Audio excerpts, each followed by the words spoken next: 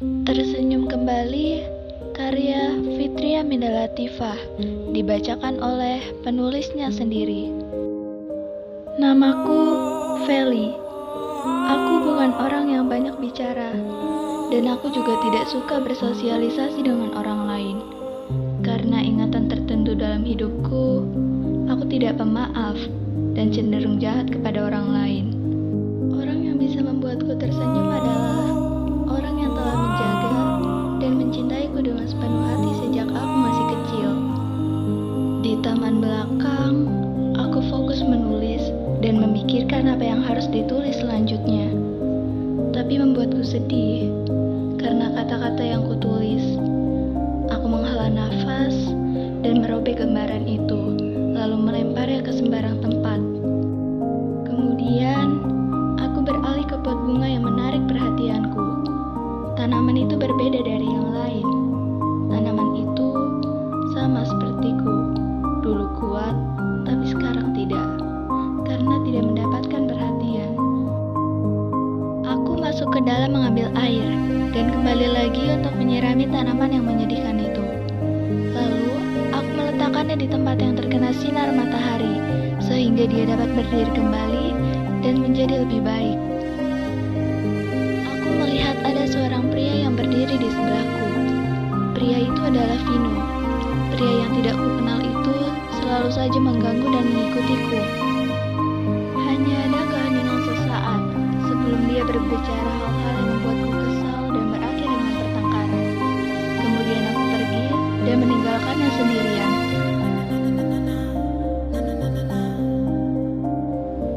Saat ini, aku sedang menghadiri pesta ulang tahun pernikahan orang tuaku. Pesta yang mewah ini diadakan di rumah orang tuaku. Ketika aku menuruni tangga, jantungku mulai berdetak kencang saat melihat tempat ini sudah cukup ramai karena tamu yang datang. Aku melihat Vino. Dia berdiri di dekat dapur sambil mengobrol dengan teman-temannya. Sejak pertengkaran itu terjadi, dia tidak mengganggu dan mengikutiku.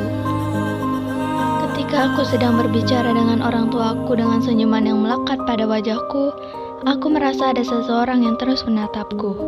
Cara dia menatap dan memperhatikan setiap gerakanku membuatku merasa tidak nyaman. Namun, saat mata kami tiba-tiba bertemu, senyumku memudar. Setelah bertatapan selama beberapa detik, aku memalingkan wajahku ke arah pintu. Aku terkejut melihat orang yang menyakitiku ada di pintu masuk. Karena perbuatannya, aku harus dirawat di rumah sakit. Saat mataku tiba-tiba bertemu dengan matanya, aku mulai merasa tercekik dan memegang tanganku ke dada. Detak jantungku semakin cepat. Aku bergegas ke taman belakang rumah. Begitu sampai, aku berhenti sejenak dan mencoba bernafas. Dahiku sudah dipenuhi oleh keringat. Tiba-tiba aku mendengar Vino memanggilku dan dia menghampiriku dengan wajah yang terlihat khawatir. Aku tidak menjawabnya dan berjalan pergi, tapi terhenti saat dia meraih lenganku. Aku berbalik untuk melepaskan lenganku dari cengkramannya. Namun, kakiku menabrak pot bunga sehingga aku jatuh. Vino mencoba membantu, tapi aku menepisnya.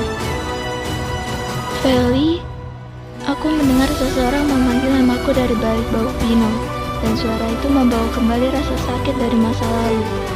Ketika aku melihat wajah orang yang menindas dan menghancurkanku, tanpa sadar aku melangkah mundur.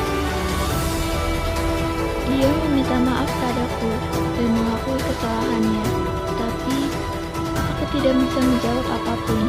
Yang bisa kulakukan hanyalah menunduk, melihat tanganku yang gemetar.